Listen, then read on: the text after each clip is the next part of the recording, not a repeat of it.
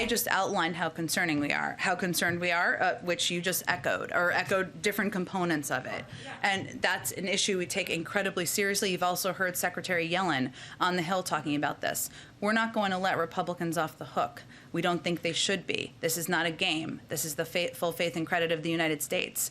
We're working with Leader Schumer on a path forward. But beyond that, I don't have more to preview for you. We couldn't do it without Republicans if you got rid of the filibuster for this moment. We could do it if they let us move forward, and they haven't. So I have no more details on the legislative process. Just on the reconciliation package, is 1.5 trillion enough in new spending to cover the president's priorities? I understand that's a number that's been put out there. It's an active negotiation. I'm not going to weigh in from here on what is or isn't acceptable to the Democratic caucus. Go ahead. Just a couple different topics. On immigration, there seems to be a real sense among advocates for immigrants, people who have been fighting for legalization, for pathway to citizenship. There's a real sense of gloom. People described as yesterday even crying about the latest parliamentarian ruling. What does the president, what would the president say, what does the president say if he is unable to move forward on any of the sort of big sweeping promises that he made as a candidate to finally be the president and get something done on immigration? Well, we don't accept that. We're 9 months into his presidency, and we share the disappointment. Obviously, as you know and you touched on, the parliamentarian ruled twice in different ways that it could not be included in the reconciliation package, or components, I should say, of immigration reform could not be included in the reconciliation package. That's disappointing to the president as well. So clearly now we need to figure out what the vehicle forward is.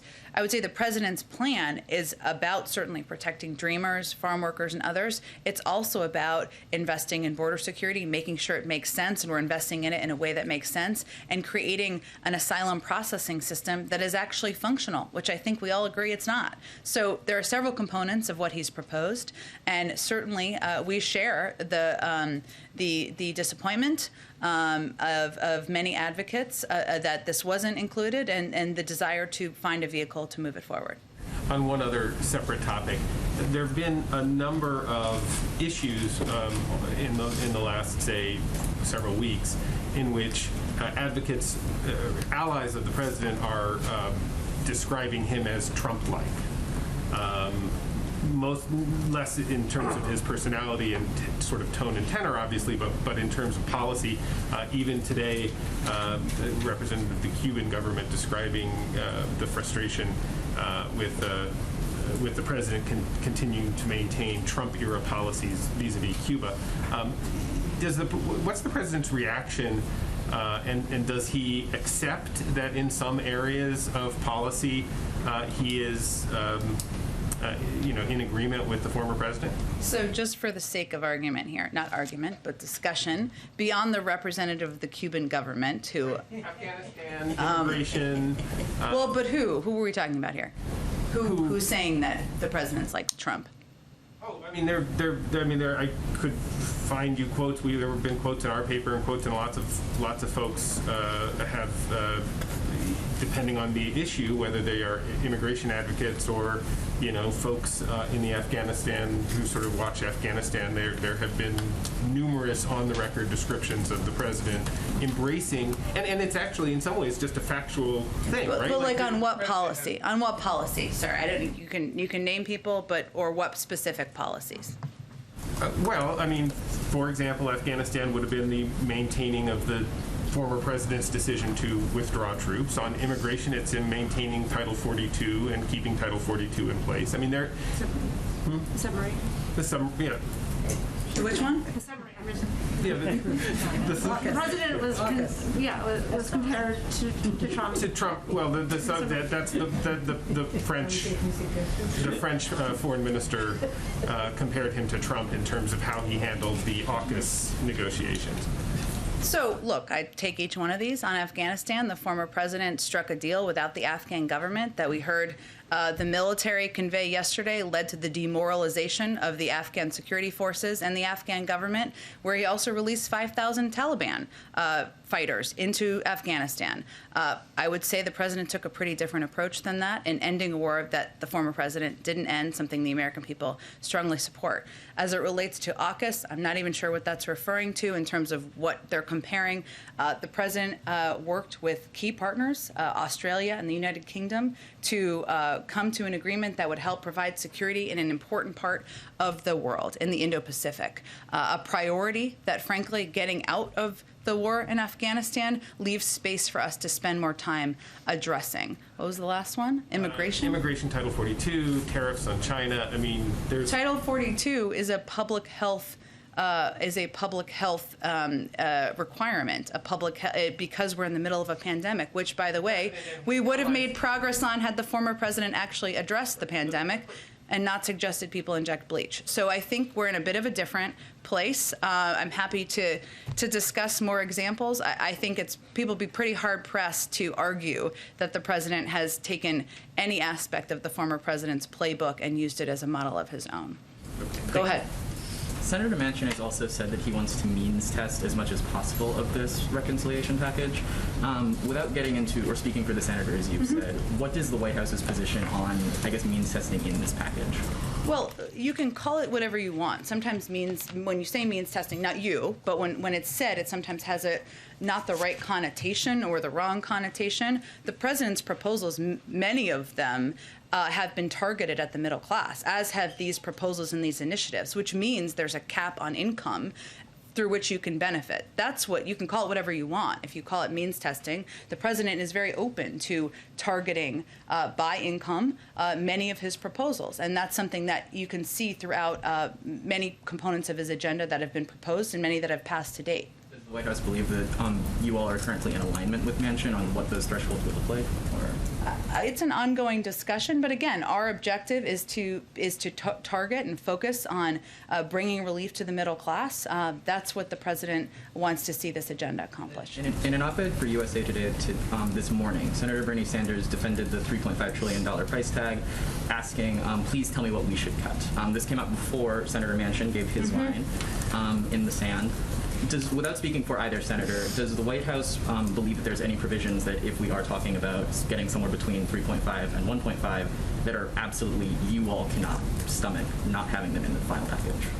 I'm not going to put anything on the table here. It's clear as numbers come down, which they will, that there will be cuts to different components. That's just the nature of the totals here. But we'll leave those conversations private. I know you're eager to know more, and hopefully we'll have more to share soon. Just one more point. As you all have said from here, the public polling has consistently found that many parts of both packages are very supported by the American people. The American people are also very consistently pessimistic about action in Washington. So, but ahead of what we're going to be seeing, whichever way this vote goes tonight, what is your message to the public as they look at the ongoing situation in Washington about? What is your message to the American people as they look at, as you've said, a messy situation, the chaos of democracy? We hope we can prove them wrong. Go ahead, Karen. Thanks, Jen.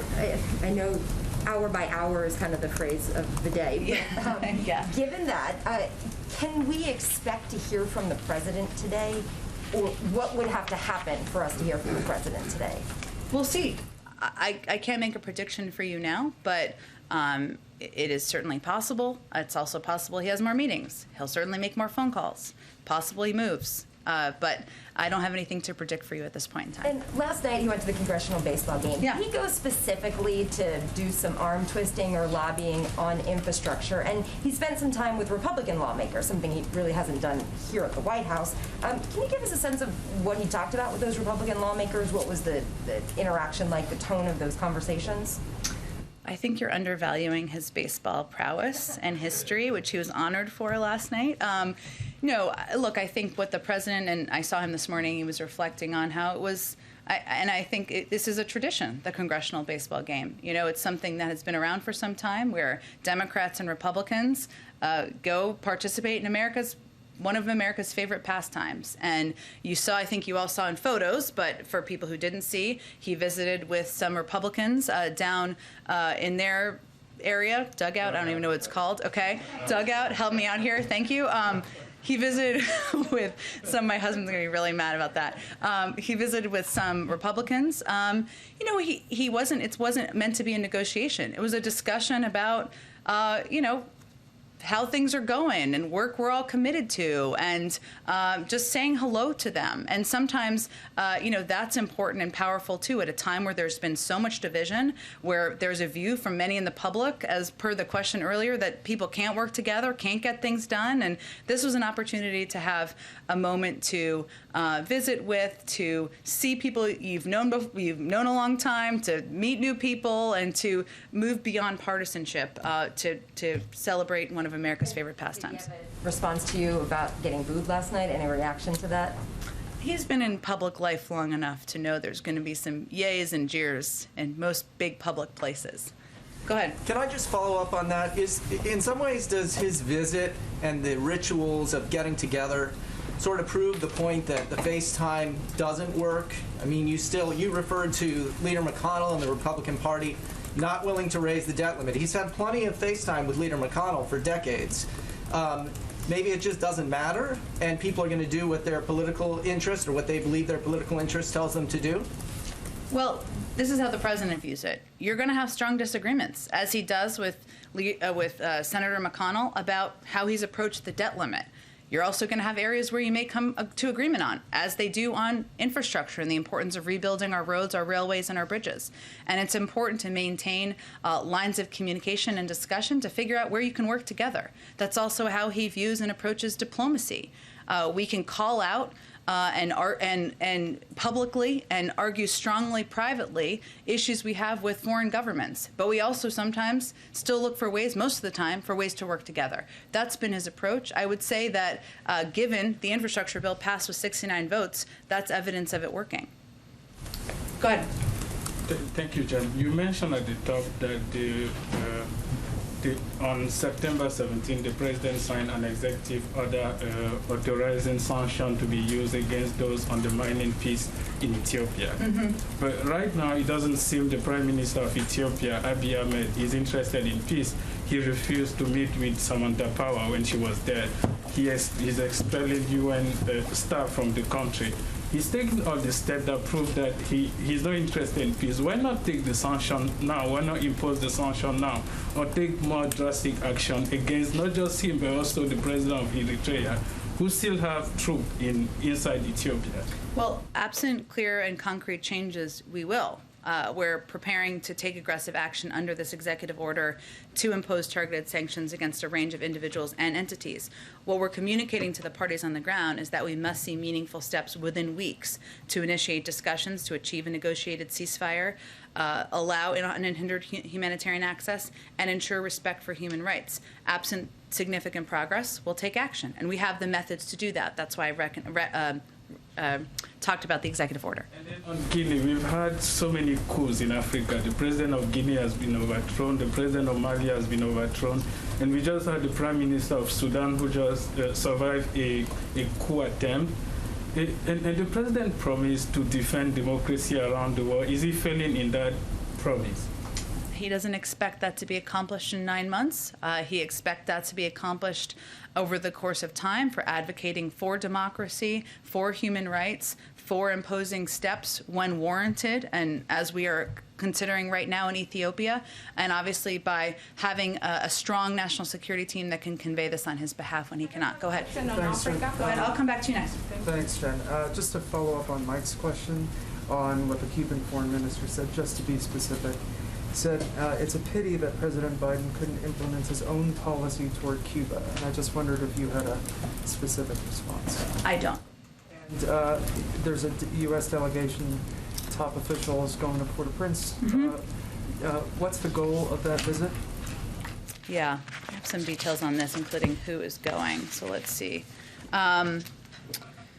So what they're doing, when we feel it's pretty pivotal to have high-level officials from here engaged and traveling back and forth to Port-au-Prince to have discussions with actors across the political spectrum to see what we can do to help support dialogue and development for the Haitian people. We know it's a clearly profoundly challenging time on the ground, and it's crucial that we meet with a range of stakeholders to help move this process forward or help support the process moving forward in a way that's in the interest of the Haitian people. So this is really an effort to be engaged, to be on the ground. I can tell you, and you may know this already, that our newly confirmed Assistant Secretary for Western Hemisphere, Brian Nichols, is on this as a part of this delegation. Our NSC Senior Director for the Western Hemisphere, Juan Gonzalez, are there. They're meeting with civil society groups, political stakeholders, the Haitian government, and they're, of course, as I noted, discussing a Haitian-led process charting the path to democratic elections. But that's the focus, as well as discussing how we can continue to help provide support for